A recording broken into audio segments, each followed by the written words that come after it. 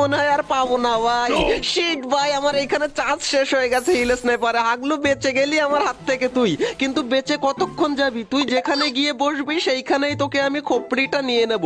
একটুখানি মাথাটা দেখা, তোর হেলমেটটা আমি কেড়ে নিই ভাই। এখান থেকে মাথা দেখা দেখা দেখা দেখা, টুকি মার একটুখানি, টু টু টুকি রে ভাই। কি রে ভাই, 204-এর হেড লাগলো কিন্তু মরে না ভাই। তখনই আমি এই সাইড দিয়ে নিচে চলে আসি, এন্ড নিচে গিয়েই হবে আমাদের আসল টিপস এন্ড ট্রিক। নিচে সেই ভাই এখানে দেখি আমি একদম রিভাইভ করে আগলুকে এইখান থেকে একদম মাথা ফাতা খুলে ফেলি ভাই। ভাই একে টাইম দিলে হবে না, না হলে ও বলে দেবে ওর টিমমেট কে যে আমি উপরে আছি। তখনই দেখি ওকে বাঁচানোর জন্য একজন দৌড়ে দৌড়ে আসে, কিন্তু ও বুঝতেই পারে না যে ও করবেটা কি, রিভাইভ দেবে নাকি লুকিয়ে পড়বে না কি করবে। ও কনফিউশনের মধ্যে আছে, কোন দিকে যাবে সেটাও বুঝতে পারে না।